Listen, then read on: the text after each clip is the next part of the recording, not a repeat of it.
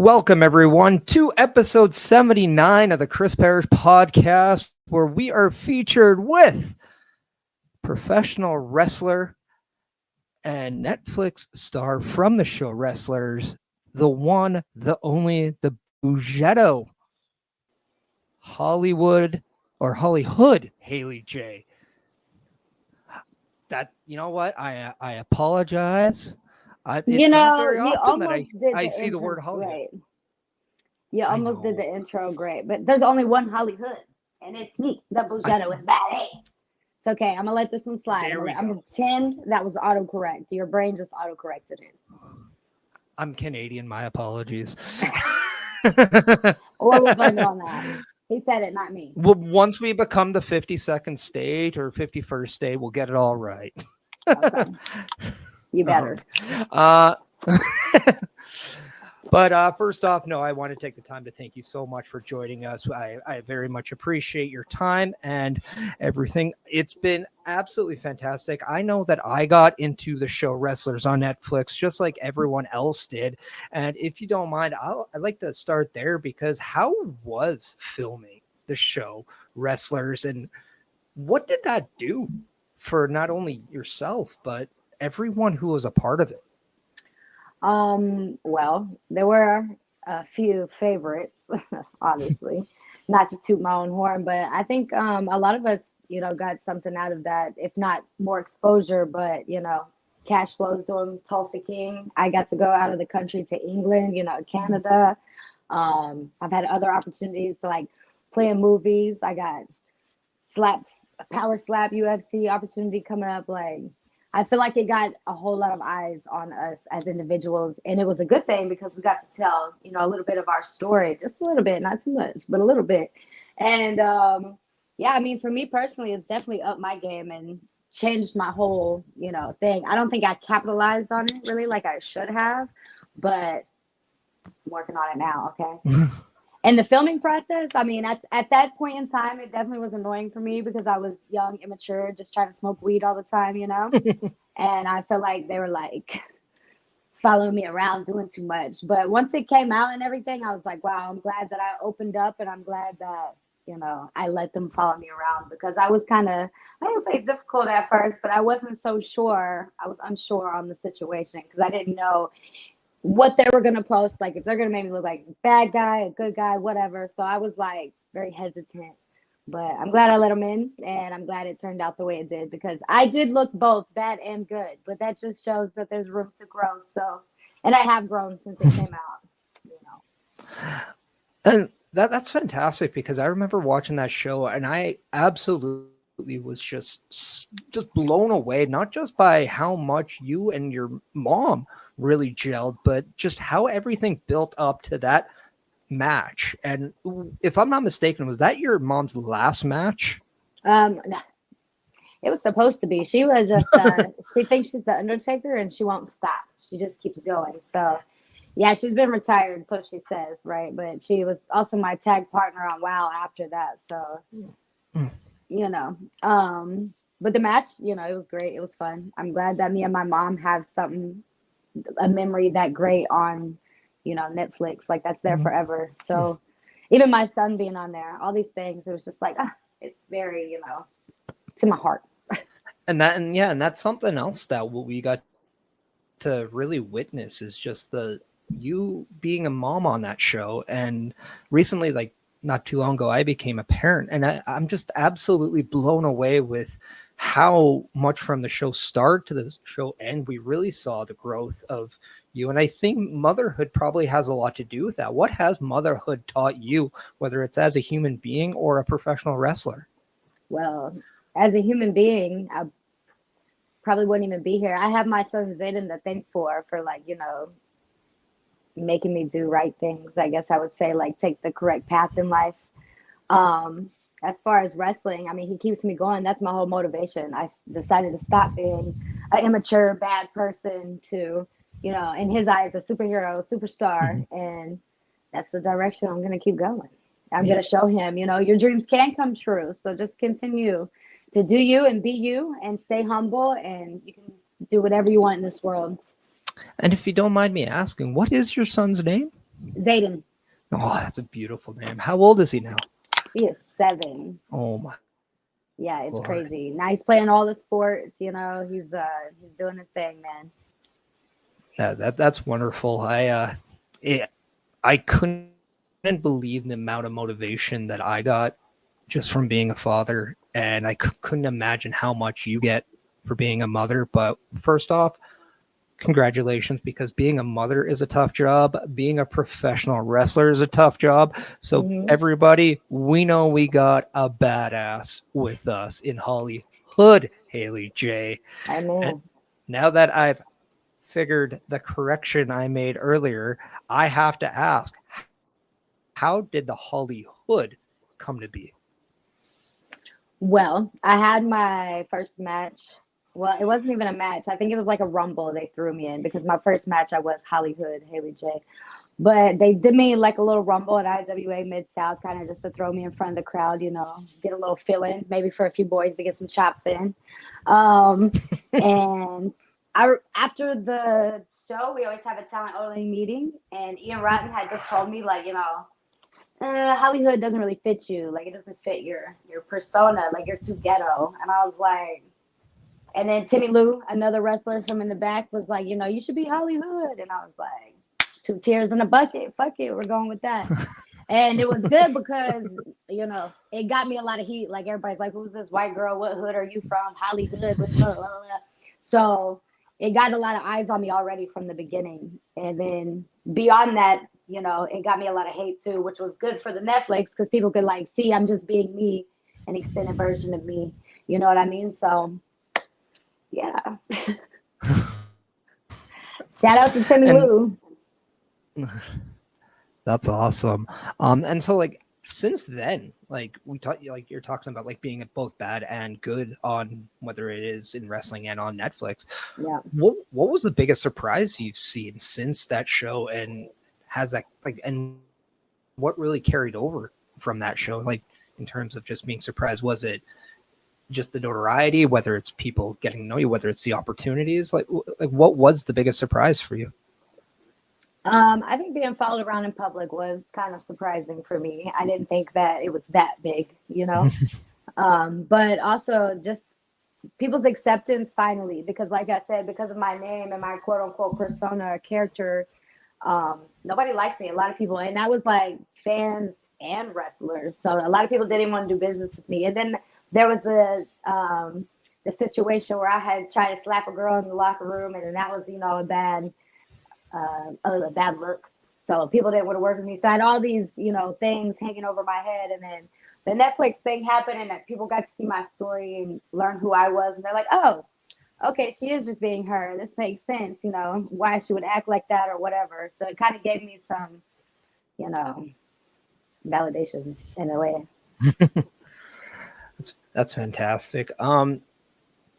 What I have to ask before we even go anywhere, what is your favorite Netflix show? Now that you do have a show of your own on Netflix, I guess, what is HollyHood Haley J's favorite Netflix show? Right now, this is so random. This is the bougie in me. I'm watching Bridgerton. You know what I'm talking about? I know it might be like an old series, but either way, it's like royalty in London, and they all sound very proper and like their dialogue. I just watch it and doing some studying, because I'm gonna be a sophisticated lady one day, and I need to know all the things. So, yeah. Is would you say like television or like Netflix itself, like one of your best ways or best influences when it comes to creating ideas for wrestling, or do you kind of just take influences from all over? Definitely not. I actually don't watch a lot of TV. I'm only watching this show because me and my little friend be bored. But no, I get inspiration from other places. I mean, personality wise and like style wise, I would say that I've taken from a few people off TV, but not like actual wrestling, if that makes sense. Does that make sense? Like the nanny, for example. Like, okay, you would never think that I would be inspired some French Drescher by the nanny, yeah. But she's like very bougie and very, fashionable. So I think about her. That's a HollyHood inspiration, you know, things like that. I think a lot of people kind of don't understand just how entertaining she was on that show and just how powerful of a character she was. I I think love that it. was easily my first kind of not influence to just how entertaining really women were on television, because I mean, as a young boy, it's different. So like I had no idea, but then you see the nanny and it was 100% just a game changer. So I would say that is a one hell of an influence. I agree. You alluded to a lot of the opportunities and working a lot of places after the Netflix show. Some of the places that we were being rumored to is that there were rumors with yourself with WWE and AEW. Now, out of curiosity, I don't know necessarily what happened. I don't know if you want to talk about what happened, but were those rumors ever close with you signing to either one of those promotions? To AEW, or what was the other one? Your thing cut out. WWE, my apologies. Oh, WWE. Okay, yeah. The rumors. So basically with WWE, they did come call in and ask me for a tryout, gave me the opportunity for a tryout. And then 2 days before I was supposed to fly out for my tryout, the doctor called me and was like, oh, we need a clear MRI, a clear EEG, and a clearance letter from my neurologist stating that it was okay for me to wrestle. And keep in mind, this was 2 days before I was supposed to fly out. So I went to my doctor and tried to, you know, like work my way around that because I have epilepsy. And yeah, my doctor wasn't really going for that. So I didn't get to do my tryout. And then they actually were like, you know, go to a sports neurologist and set me up with a good doctor. And then it took me 6-7 months to get in there. I got in, I went over everything, I got cleared. I called WWE back, like, hey, I'm cleared finally. And they were like, oh, that's great. You know, Netflix came out a year ago. Like, we just signed 8 new girls. We really don't, you know, just keep doing you. And I was like, well, shit, there goes my opportunity, you know? So, yeah, after that, that's why I left OVW and moved to Texas. I feel like I did all I could at OVW, and now I'm here at Reality of Wrestling, which is Booker T's school. And yeah, AEW, I mean, I guess that was up in the air. I feel like very cliquey and political there. I mean, I don't know. I was not in any negotiations with AEW at the time. I think that they were starting to like me. But, you know, things and stuff happened that is out of my control. So, yeah. And then I did some work with NWA. That was fun. They just contract negotiations. We couldn't come to an agreement. So I'm still working with WOW. I was under contract with them for a year, but then it's like a continued rollover if I choose to do so. So, okay. Yeah, I'm kind of just like floating in the air, playing the game, kind of gambling my situations around, really just trying to build my name and my brand as much as I can. So that way WWE is like, you know what, we want her. We want her again. So would you say WWE is the goal? That is the dream? Of course. Of course. That's where the most history is. That's the biggest stage. Like, of course. I mean, HollyHood just sounds like the perfect stage for WrestleMania, right? Exactly. I mean, oh man, couldn't you just imagine you when it was in Hollywood and you're just spray painting the W into the H? I could, yeah. That would be lit. It's a good promo. So do you watch a lot of WWE then, or is it like one of those things that, because I've heard a lot of wrestlers say that once they started performing, they don't watch a lot. How do you go against that philosophy? Do you still watch a lot of professional wrestling? You know, that's actually probably true. Since I started, I watch less, which sounds crazy. I do try to watch, you know, WWE, at least a highlight or something, so I can keep up with what's going on, especially if that's what, you know, we want to do. We should be watching who's there and putting in the work now, but we're busy. I'm on the road a lot. Like I said, this was probably my easiest week that I've had in the past 3 months. So, I don't know. There's not a lot of time to do so. Yeah. There's been a lot of, I guess, rumors, but a lot of, I guess, things steering into WWE doing Evolution once again. And for a lot of people, they may not have known about what the first one is, but it is all a female PLE.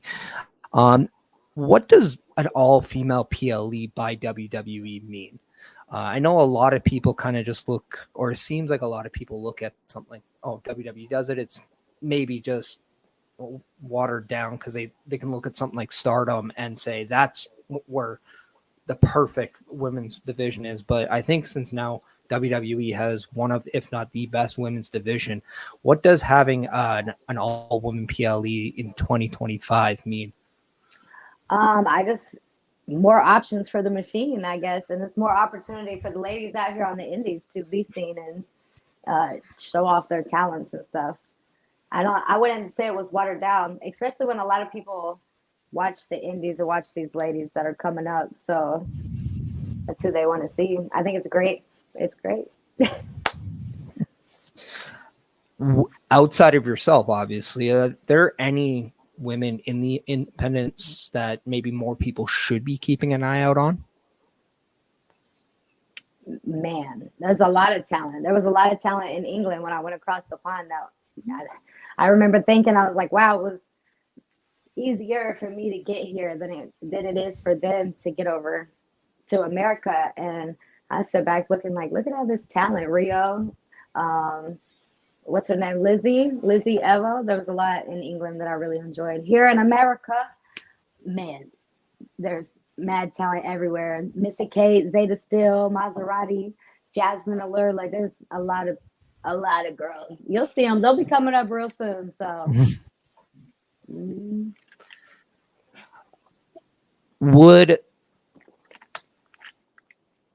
okay.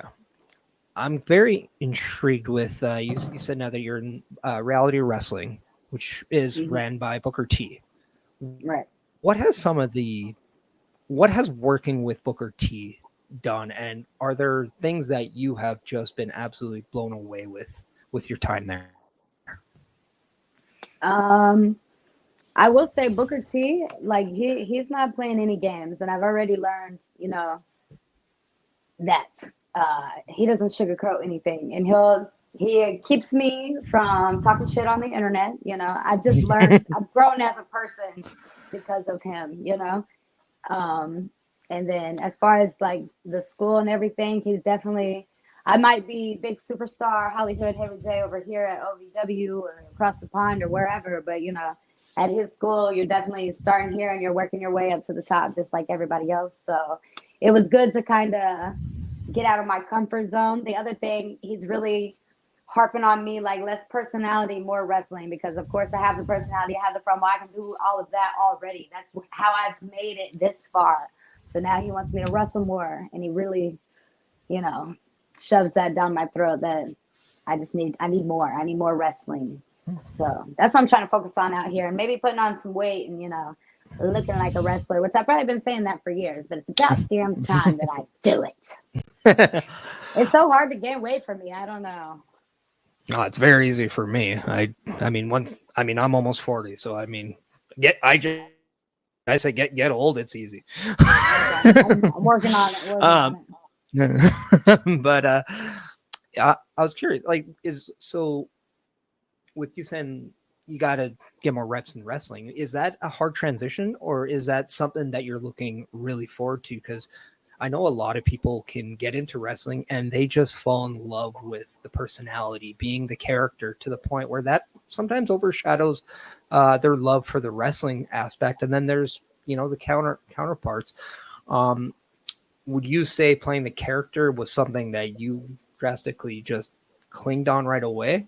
Or yeah, it was easy. It was easy. My pops was just like, be you and turn it up to 1,000. So I'm like, okay, whatever I did that annoyed people, I did it more, like times 1,000. Whatever I did as Haley J that made people laugh, I would turn it up more. I would think like, oh, how would this be entertaining, and turn it up. So it's easy for me to cut a promo on somebody because I know what I would say. I know who I am. So yeah, that's my comfort zone. I will lean on that. I can go out there and have like the worst match and it still end up being okay because it was entertaining. You know, I know how to cover up things in that way. So I need to learn how to do it within the ring.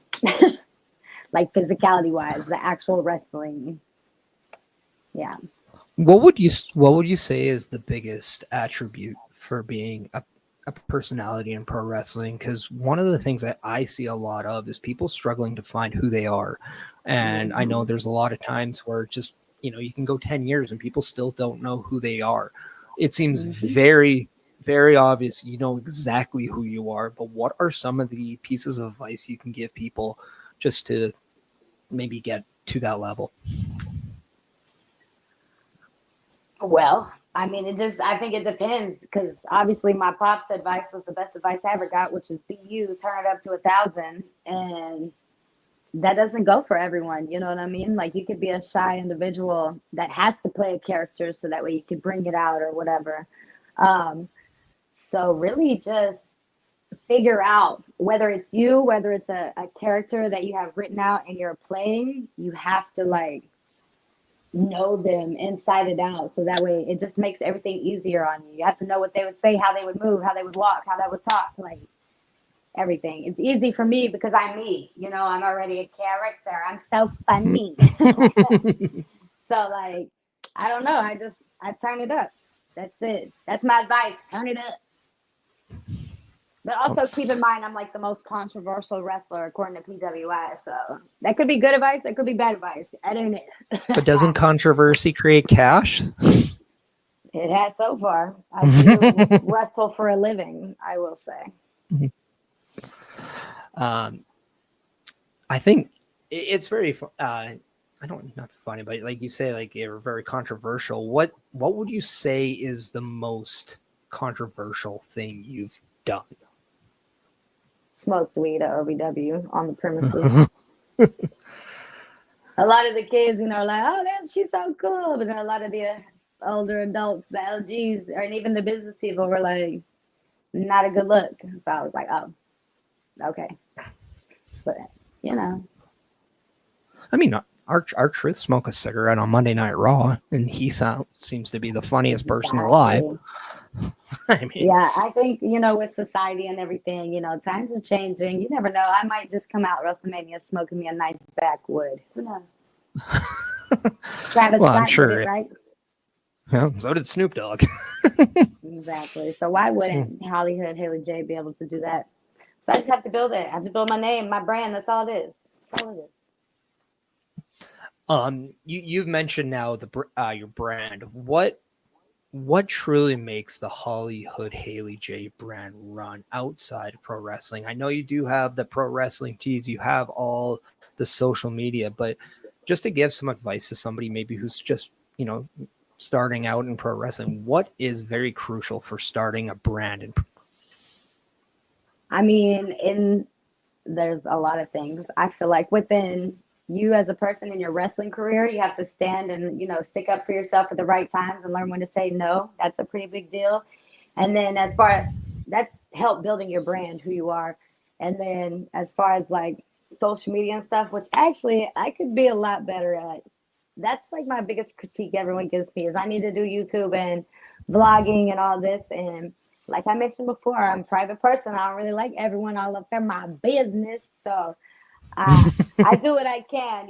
I've been trying more, that's for sure. But that's also a very big deal. I know Zilla Fatu and his main thing that he preaches is like YouTube, because he's had less than 50 matches and he's more over right now than, a lot of people. And I know he's in the bloodline or whatever, but it's his YouTube. There's a lot of kids and a lot of people that watch him on YouTube. So that's best advice as well. Get on YouTube and build your brand. YouTube, TikTok, Instagram, Twitter, all the social media platforms. Make sure everyone knows who you are. That's how it is. That's all building your brand is getting your name out there and quote unquote, I don't know, getting famous, I guess. I recently listened to an interview. Matt Cardona said that you have to always be on social media because right now, if you're not telling everyone where you are, what you're doing, nobody's going to do it for you. And I remember him telling a story that he looked at one of the people's phones and said, "You're not even posting. You got to post at least 3 or 4 times Joe a day." Alonzo. Yeah. Shout out to Joe Alonzo. We worked together on Fourth Rope. You know what's better than 3 ropes? Oh, but yeah, shout out to Joe Alonzo. That makes sense. Get on social media, bro. He's controversial too. And I do have all your social medias too. So if anybody is curious, you can follow HollyHood Haley J on everything down below. And yep, do it. Follow me. You can also subscribe to her on Instagram. That's a thing too. I know. And on YouTube. I know I'm trying to get my vlogs together. I'm working on a team here. Once I get my team together, this will be a lot easier for me. So you mentioned being very, you don't like a lot of people up in your business. That is the quote. So when HollyHood Haley J is away from the ring and is at home, what are some of the things you love to do? Obviously, spending time with your son, I would assume. Yeah, that would be great. I actually am in Texas right now, and he is in Kentucky with his father doing school and sports and living a normal child life. So, yeah, any time that I could get with my child would be great. As of right now, I'm trying to stay focused. I'm here in Texas for a reason. So if I'm not at the gym, I'm at training at the school. And yeah, that's pretty much all I do, or I'm right here in this bed asleep. Are you, I mean, I don't remember the movie, but I remember like the awkward question, like, are you into music? But I mean, music I know plays such a large part in professional wrestling, and I know a lot of people can be influenced by it, but it's the sound that the audience first hears. It's whether that's that theme song, whether it's that entrance song. What does music mean to HollyHood Haley J? And if the people don't know, what do you walk out to? I walk out to my song that me and my ex from Netflix did, called Be Mad. And I don't know, I think it's great because I'm on it. Yeah, and music, I mean, that's definitely better than TV. I can tell you I listen to way more music than I do TV. Anytime I'm traveling, anytime I'm working out, anytime I'm doing anything, music is playing. Just depends on my mood, what I really listen to, but I can tell you that I listen to everything. So I think that the obvious question is, what's the most embarrassing song on your playlist? The most embarrassing? Embarrassing? Do I look like I get embarrassed to you? No. I would play whatever it is, whether it's the opera, Justin Bieber, Hannah Montana, or Glover Lou. Like, I'm gonna play it loud and proud, baby. I don't care. What are your favorite or your go-tos when you are listening? Or does it depend on the mood, like the gym or relaxing? It depends on the mood for sure. Depends on the mood. All right. I know we have a couple shows coming up for you. 2 in Alberta, 1 in Calgary, and 1 in Edmonton. I'll get to the Calgary one first off. It's right here. You're going up against Ava Lawless, and you can check RCW Shatter Dreams on June 6th at Legion 1, 116 7th Ave Southeast. Doors open at 7 p.m. Bell is 7:30, and the tickets are available online. One thing, there we go. And then the next day in Edmonton at the Hungarian Cultural Hall at 12847 68th Street, RCW presents Showtime. HollyHood Haley J faces Kat Von Hees for the RCW Women's Championship. I have to ask, how are you looking forward to not only your Alberta trip, but Ava Lawless and Kat Von Hees? What do you know about both competitors? Well, last time I was in Canada, I won't say that I enjoyed it, but I won't say that I hated it either. It was really cold, and I did like a little tour, and it was wild. Oh, okay. But Kat Von Hees was actually my opponent for a couple of them, if not all of them, tour days. So I know her pretty well. So I hope she steps up her game because I know I have. And Ava Lawless, this is my first time in the ring with her. I'm just trying to figure out if she's so lawless, because I'm the Bougettoist baddie and I come from the streets, and you better believe I'm not worried about no law out there. Ooh. So, all right. Yeah, I'm excited. It should be fun. No, I think both Calgary and Edmonton are set for a gigantic treat with not only your matches, but just you in general. I think one of the favorite things to watch, whether it was from some of the matches I saw, whether it's Netflix I saw, or even from this interview, now you're going to be thoroughly entertained when you see HollyHood Haley J. Just the amount of energy and just character that you get. Hey, it is such a great thing to see how many times people are just themselves. And I think that is one of the coolest things about you. And I very much adore you for that, because it is so hard to see organic with people nowadays. And I just want to, I guess, leave you with maybe your, whether it's last words before they see you in action. What are your final words heading into these matches? Well, the ladies are going to find out exactly why I'm HollyHood Haley J and I don't play. But for the crowd, just know you get to show up, meet and greet the Bougettoist baddie. I'm going to show up and show out every single time. And you better believe I will leave you all with something to remember, whether it's in or out the ring. Awesome stuff. Thank you once again for taking the time to do this. I very much appreciate it. And I know a lot of the people who support the show do appreciate it. If you guys want to follow me, you guys can check out my link tree on the bottom there. That gives you all access to all 5 platforms that the Chris Parrish platform does show. Yes, that's right. The X, the YouTube, the Twitch, the Facebook, and the Instagram. And then obviously Spotify later on. So please, if you can, follow, subscribe, and rate for all that. It does help the program, and I appreciate that. HollyHood Haley J, it has been an honor, and I'm very, very proud to say that I am a fan, and I can't wait to see you in action. It is going to be absolutely fantastic. I hope you know that I am a fan, I am a supporter, and I wish you the best. And I hope that maybe, just maybe in the future, we can do this one more time. But until then, next time I'll be sending WrestleMania tickets. Then we'll do another interview. Ooh. Okay. I'm going to hold you to that one. Look, I like the way you talk to me, girl. Okay. I'll make sure that I got the bougiest swag supporting you. Perfect. That's all I ask. I can't say that I'm a baddie out of the street, but I'll be the baddiest in the seat, so that I love it. Count on. All right. I just wanted to impress you once. That was my goal. That was good. You got it.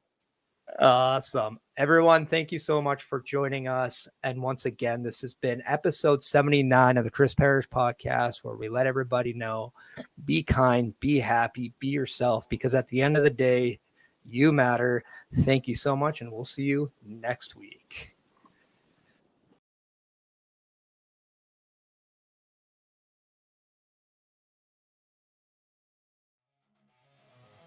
Turnbuckle Studios and the Turnbuckle Affiliation Program bring you the week of streams. All times are in Eastern Time. Monday nights you get the Locker Room Breakdown at 7 p.m., followed by the Raw Patrol at 8 p.m.